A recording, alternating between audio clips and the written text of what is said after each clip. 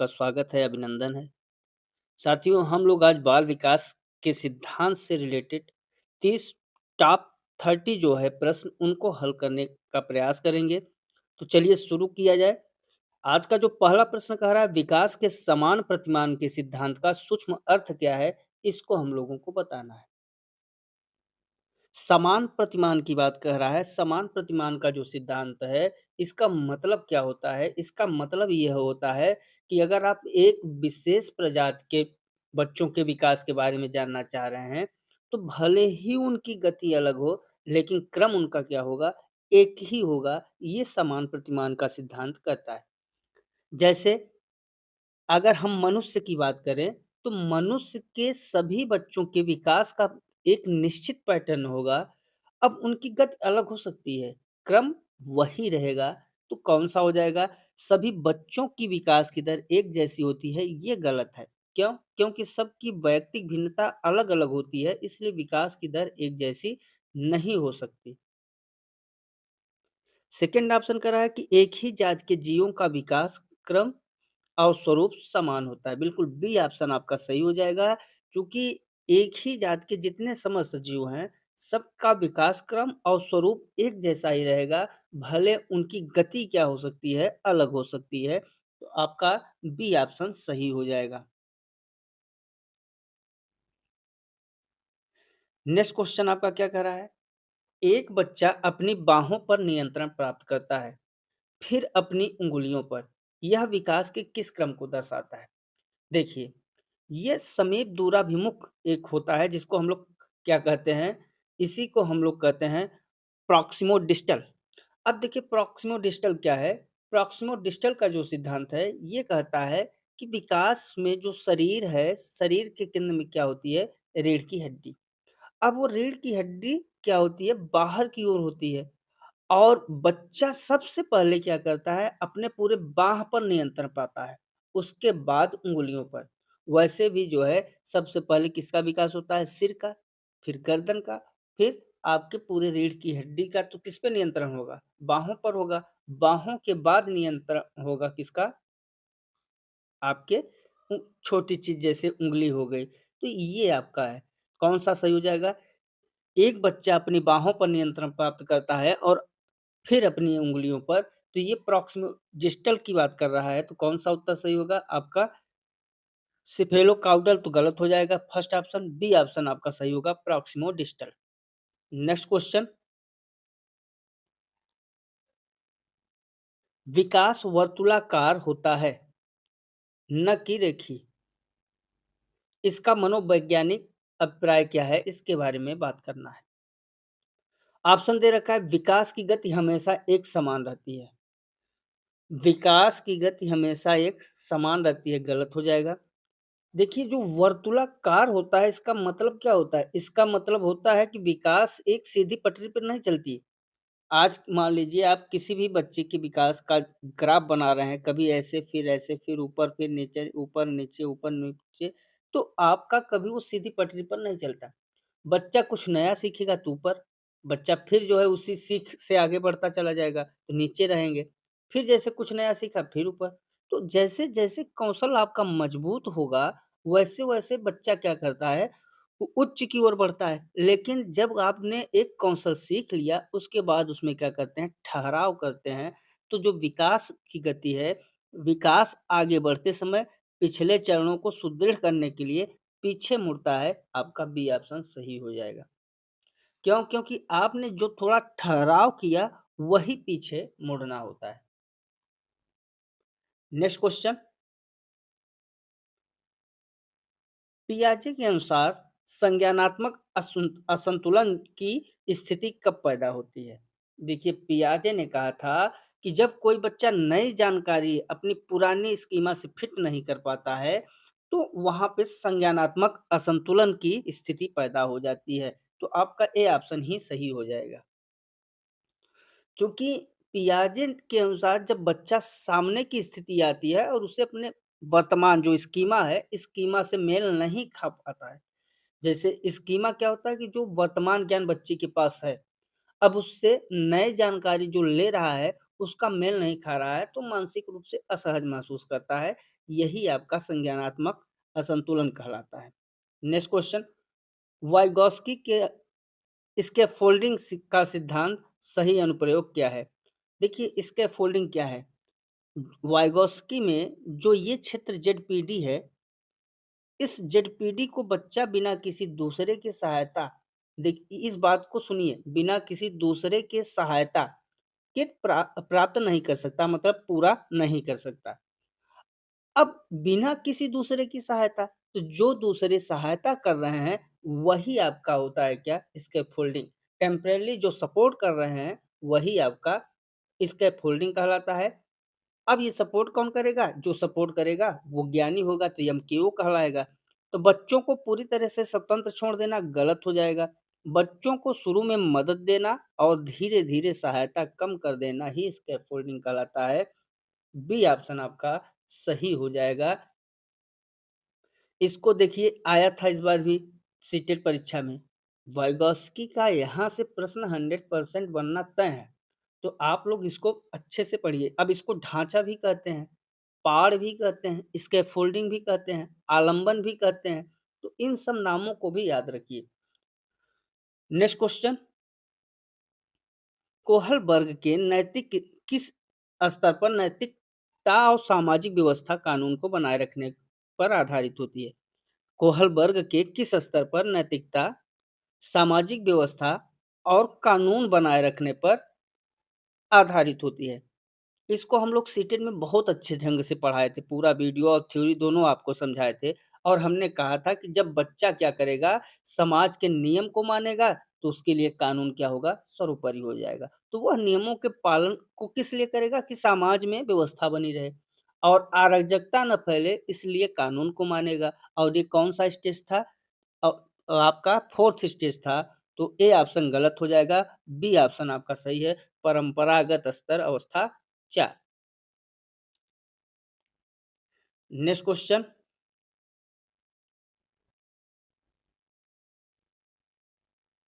विकास में असतत दृष्टिकोण क्या मानता है? अब देखिए, विकास, ए ऑप्शन कह रहा है विकास एक धीमी और निरंतर प्रक्रिया है, तो गलत है। देखिए, जो असतत है ना, असतत का मतलब क्या होता है? असतत का मतलब ये होता है कि जो असतत मानने वाले हमारे मनोवैज्ञानिक भी थे, तो उनका मतलब ये था कि विकास कभी क्रमिक नहीं होता। इसका चरण होता है, ये अलग-अलग चरणों में होता जाता है। हर एक चरण पिछले चरण के गुणात्मक रूप से भिन्न होते हैं। तो ये किसका मानना था? कुछ ऐसे मनोवैज्ञानिक थे, जैसे हम आप पियाजे को ले सकते हैं। ये वैज्ञानिक ऐसे थे मनोवैज्ञानिक जो असतत है, ये दृष्टिकोण को मानने वाले थे। तो इनका जो कहना था, इनका कहना यही था कि विकास क्रमिक नहीं होता। कुछ मनोवैज्ञानिक ऐसे थे जो विकास को क्रमिक कंडीशन में मानते थे। तो विकास विशिष्ट चरणों में छलांग लगाकर होता है। ये असतत का मतलब होता है कौन-सा? बी ऑप्शन आपका सही हो जाएगा।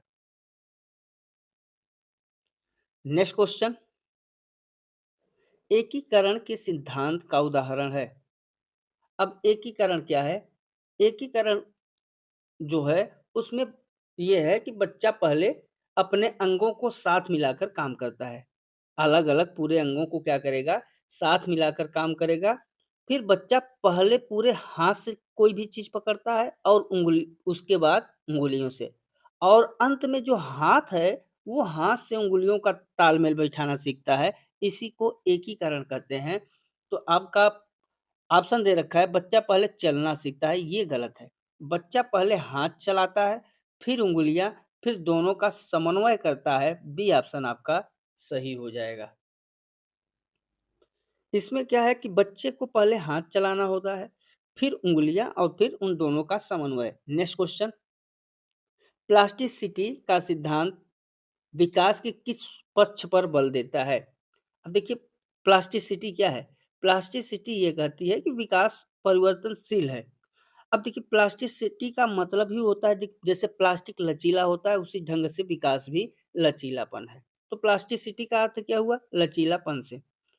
अब यहाँ पर जो मस्तिष्क है, उस मस्तिष्क और विकास के अनुभवों को आधार बनाकर, ढाल बनाकर जो है, यह दर्शाता है कि अगर कोई उचित वातावरण मिल जाए, तो हमारा जो विकास की दशा है, वहाँ से सकारात्मक सुधार संभव है। तो कौन-सा? विकास कभी नहीं बदल सकता, आपका गलत हो जाएगा। विकास परिवर्तनीय है और अनुभवों से ढाला जा सकता है। बी ऑप्शन आपका सही हो जाएगा। नेक्स्ट क्वेश्चन, प्रकृति पोषण विवाद में पोषण शब्द का क्या अर्थ है? देखिए, पोषण शब्द जो है ना, इसका मतलब होता है क्या? प्रकृति का मतलब पर्यावरण प्रभाव, और पोषण का मतलब यहाँ अनुभव से रिलेटेड है। तो आपका ए ऑप्शन कह रहा है आनुवांशिक संरचना, तो गलत है। बी ऑप्शन कह रहा है प्रकृति। एक प्रकृति जो नेचर है, तो नेचर का मतलब पर्यावरणीय प्रभाव, और दूसरे नेचर का मतलब यहाँ जो पोषण है, पोषण का अर्थ होता है कि अनुभव। अब अनुभव का मतलब वह वातावरण जिसमें बच्चा रहता है, उसका परिवार रहता है, उसकी शिक्षा रहती है और उसका समाज रहता है। तो कौन-सा? बी ऑप्शन आपका सही हो जाएगा। नेक्स्ट क्वेश्चन, गार्डनर के बहुबुद्धि सिद्धांत, यहाँ गार्डनर होना चाहिए था। गार्डनर के बहुबुद्धि सिद्धांत के अनुसार स्वयं को समझने की योग्यता क्या कहलाती है? अंतरा वैयक्तिक, बिल्कुल ए ऑप्शन ही आपका सही है। जो गार्डनर थे, गार्डनर महोदय ने कहा कि जो व्यक्ति अपनी भावनाओं, इच्छाओं और सामर्थ्य की गहराई में से समझता है, उसके पास कौन-सी बुद्धि होती है? अंतरा वैयक्तिक बुद्धि होती है, इंट्रापर्सनल बुद्धि होती है। कौन-सा आपका ए ऑप्शन सही हो जाएगा। ये जो अंतर्वैयक्तिक बुद्धि है, इसका काम क्या होता है? तो इसका काम होता है कि दूसरों के समझाने के लिए सबसे अच्छी बुद्धि मानी जाती है। कौन-सी? अंतरावैयक्तिक। तो ए ऑप्शन आपका सही हो जाएगा। नेक्स्ट क्वेश्चन क्या है? किशोरावस्था में काल्पनिक श्रोता, इमेजिनरी ऑडियंस की अवधारणा किसके विकास से जुड़ी हुई है? अब यहाँ पर देखिए, जो काल्पनिक श्रोता है, किशोरावस्था में ये भावना सब में नेचुरल हो जाती है। काल्पनिक श्रोता का मतलब ये होता है कि किशोर ये सोचता है कि सभी लोग उसी को देख रहे हैं। अब समझिए, ये कोई किशोर बच्चा है। अब ये सोच रहा है कि सभी लोग किसको देख रहे हैं? इसी को देख रहे हैं, और सबका जो व्यवहार है, मतलब सभी इसी के व्यवहार के बारे में चर्चा कर रहे हैं। तो इसका जो इमेजिनरी एक कल्पना करना होता है, इसलिए ये इसके अहम केंद्रित भाषा जो होती है, अहम केंद्रित सोच जो होती है, अहम केंद्रितता को दिखाता है। अब कोई भी व्यक्ति हो, उसे ये थोड़ी लगेगा कि हम ही को देख रहे हैं। लेकिन किशोरावस्था में ये आ जाता है कि किशोरावस्था के जो बच्चे हैं, वो ये सोचते हैं कि सभी उन्हीं को देख रहे हैं और उनके व्यवहार पर ध्यान दे रहे हैं। यह कैसी होगी? यह कैसी सोच दर्शा रही है? अहम केंद्रितता। तो सामाजिक विकास गलत हो जाएगा।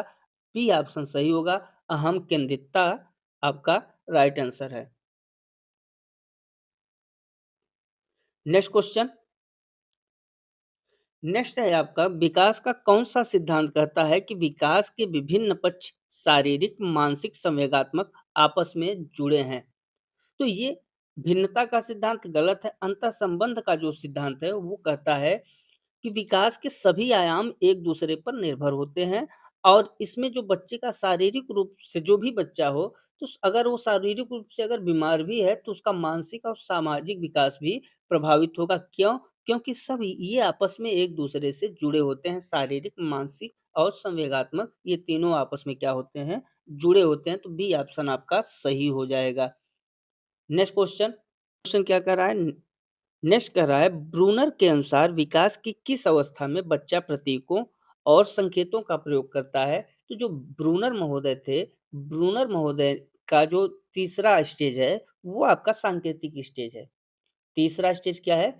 सांकेतिक स्टेज है। यहाँ पर जो बच्चा है, वो अपने हर एक चिन्ह, चाहे गणितीय चिन्ह हो, चाहे अमूर्त संकेत हो, चाहे शब्द हो, सबको वह संकेतों के माध्यम से समझता है।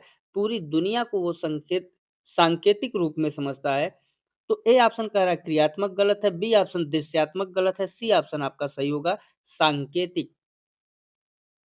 नेक्स्ट क्वेश्चन, थार्नडाइक का प्रभाव का जो नियम है, विकास के किस पक्ष को प्रभावित करता है? अब देखिए, थार्नडाइक का जो प्रभाव का नियम है, ये किस पर प्रभावित करता है? तो शारीरिक वृद्धि आपका नहीं होगा। प्रभाव का नियम ये कहता है कि जिस कार्य का परिणाम सुखद होता है, उसे हम बार-बार करते हैं और यह बच्चे के व्यवहार की दिशा और सीखने में मुख्य भूमिका निभाता है। तो किससे रिलेटेड है ये? ये आपके प्रभाव का नियम सीखने से रिलेटेड है, इसलिए शारीरिक वृद्धि गलत हो जाएगा। अधिगम और व्यवहार संशोधन आपका सही है। कौन-सा बी ऑप्शन आपका सही हो जाएगा। नेक्स्ट क्वेश्चन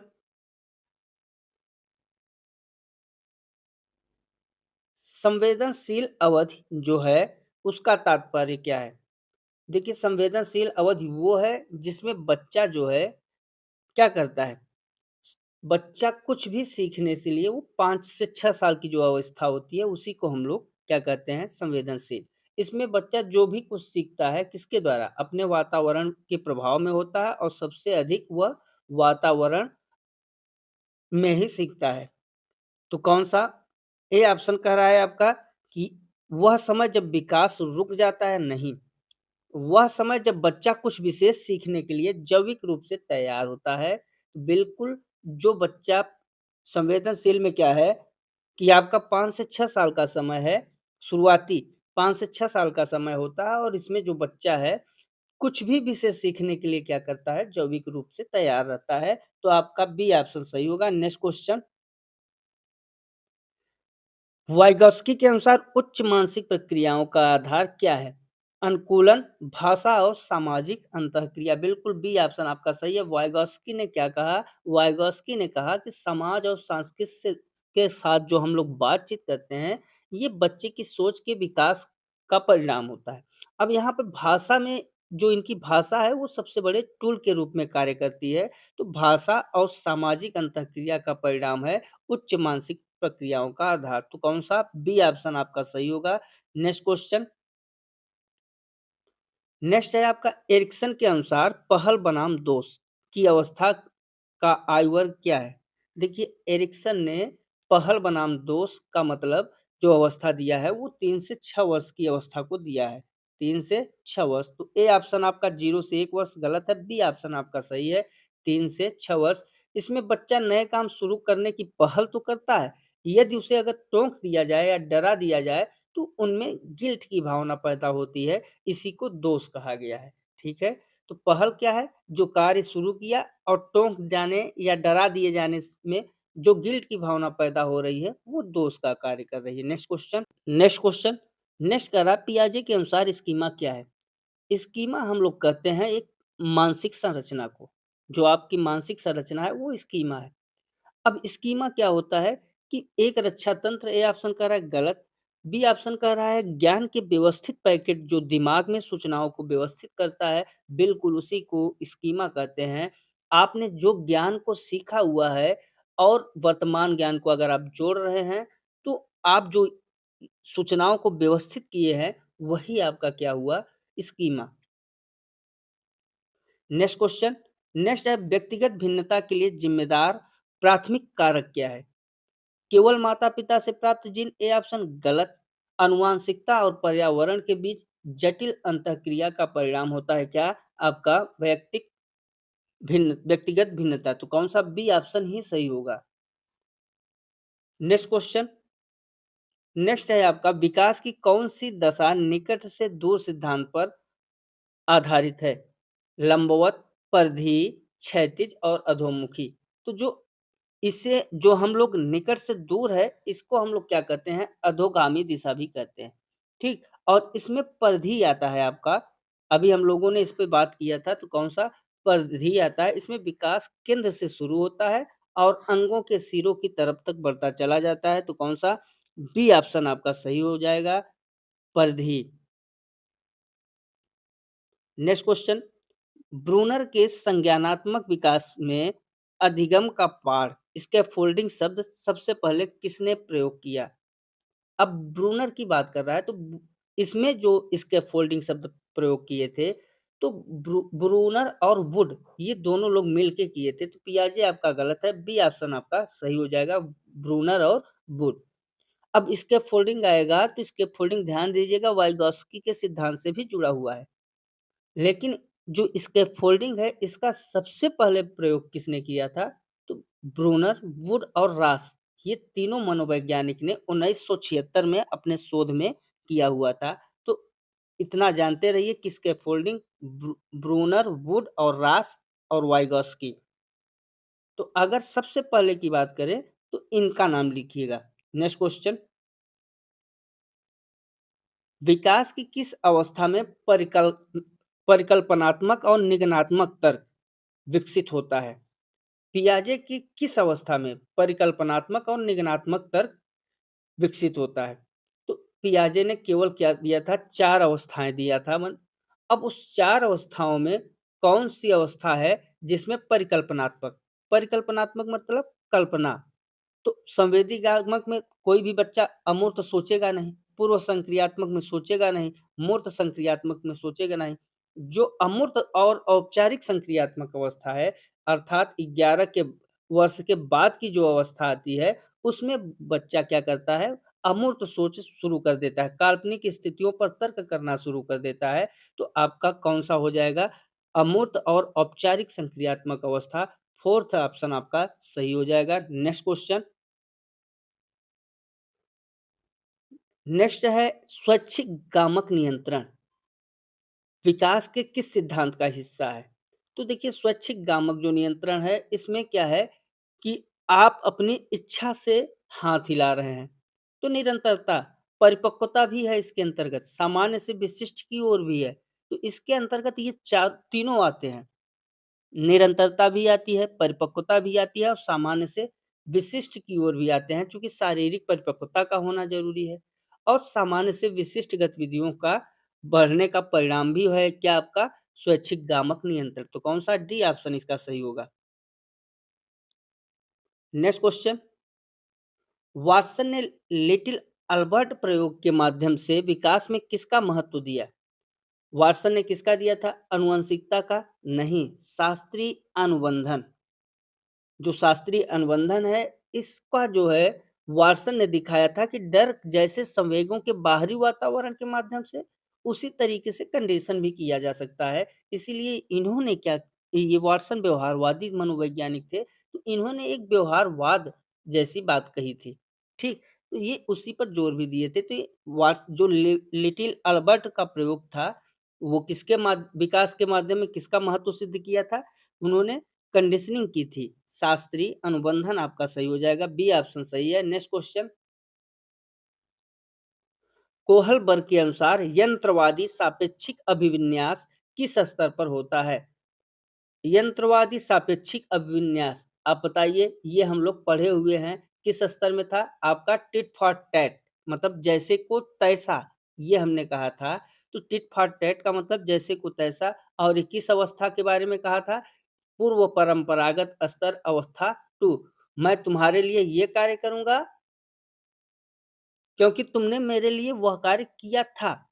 तो कौन-सा हो जाएगा? ए ऑप्शन सही हो जाएगा, पूर्व परंपरागत स्तर अवस्था 2। जैसे आप करेंगे वैसे अगला भी करेगा, इसी को यंत्रवादी सापेक्षिक अभिविन्यास भी कहा जाता है। नेक्स्ट क्वेश्चन, वंशानुक्रम का बीजकोष की निरंतरता का नियम किसने दिया था? बीजकोष, जैसा नाम में बीज है, उसी तरीके से इनके नाम में भी बीज है। बी ऑप्शन आपका सही होगा, ए ऑप्शन मेंडल गलत है, बी ऑप्शन बीजमैन।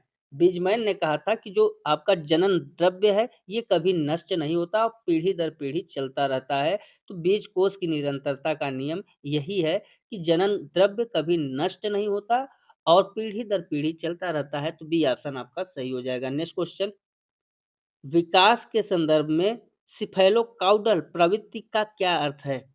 सिफेलोकाउडल उसे कहा जाता है कि इसमें क्या है, सिर से पैर की ओर। सिफेलोकाउडल का जो अर्थ ही है क्या है? सिर से पैर की ओर। बच्चे के जन्म के बाद सबसे पहले बच्चा क्या करता है? अपने सिर को सँभालता है, फिर बैठना और अंत में खड़ा होना। तो कौन-सा सही हो जाएगा ऑप्शन? आपका पहले पैरों का विकास फिर सिर का गलत है। बच्चे का सबसे पहले सिर बनता है। फिर जो है हर एक अंग बनना शुरू होते हैं, फिर गर्दन बनती है। तो पहले सिर का नियंत्रण बी ऑप्शन करा, फिर धड़ और अंत में पैरों का, बिल्कुल आपका बी ऑप्शन सही हो जाएगा। नेक्स्ट क्वेश्चन, अधिगम और विकास के बीच संबंध के बारे में वाइगॉस्की का क्या मानना था? वाइगॉस्की ने माना था कि जो अधिगम की प्रक्रिया है, वो विकास अधिगम से आगे रहता है? नहीं। वाइगॉस्की का मानना था कि बच्चे को उसकी क्षमता से थोड़ा ऊपर हम सिखाते हैं, जिसको हम लोग क्या कहते हैं जेडपीडी। ध्यान दीजिएगा, जेडपीडी के बारे में बताया है कि बच्चे की क्षमता से थोड़ा ऊपर, वह विकास को खींचता है, ठीक है? यानी अगर बच्चा ये जो रास्ता है, ये ऊपर का रास्ता है, बच्चा यहाँ तक तो सीखा है, लेकिन हम लोग सिखाते कहाँ तक है? थोड़ा ऊपर बी तक। अब इस बी तक सिखा रहे हैं, इसका मतलब है कि बी तक के लिए जब हम करेंगे तो बच्चा क्या करेगा? कोशिश करेगा। तो उन्होंने कहा था कि अधिगम की प्रक्रिया विकास प्रक्रिया से आगे चलती है। कौन-सा? बी ऑप्शन सही हो जाएगा। नेक्स्ट क्वेश्चन, क्रिटिकल पीरियड का अभाव, जो क्रिटिकल पीरियड है का अभाव विकास के किस पक्ष में सबसे अधिक देखा जाता है? तो ऑप्शन आपका पहला ही सही हो जाएगा, भाषा विकास। जो क्रिटिकल पीरियड है, यह बचपन में बच्चा भाषा के तो संपर्क में आता नहीं, और यही जो है एक क्रिटिकल पीरियड के अंतर्गत आता है। तो जैसे आप भाषा सीखने में बहुत कठिनाई होती है, तो आपका ए ऑप्शन सही है कि जिस ढंग से भाषा को सीखने में बहुत कठिनाई होती है, तो भाषा के लिए एक हमेशा ध्यान दीजिएगा क्रिटिकल पीरियड भी होता है। और उस उम्र में अगर हम बात करें तो बच्चा क्या है, भाषा से संपर्क नहीं कर पाता है, और ये अवस्था कब होती है? बचपन की अवस्था होती है। तो कौन-सा? ए ऑप्शन आपका सही हो जाएगा। ठीक? तो मित्रों, ये 30 प्रश्न थे जो टीटी के लिए एकदम फैक्ट पर आधारित प्रश्न हैं। यहीं से प्रश्न फँसता है, और हमने सीटेट में कर दिखाया है। सीटेट में आपने देखा है कि वीडियो से हूबहू प्रश्न फँसे हुए हैं। तो एक भी वीडियो को मिस ना करें। वीडियो से 160 170 घंटों में आपका हम पूरा टीटी कोर्स सिलेबस खत्म कर देंगे, और उसी में से प्रश्न को आना है। तो आज बस इतना ही, मिलते हैं अगले वीडियो में। तब तक के लिए नमस्कार। जय हिंद, जय भारत, वंदे मातरम।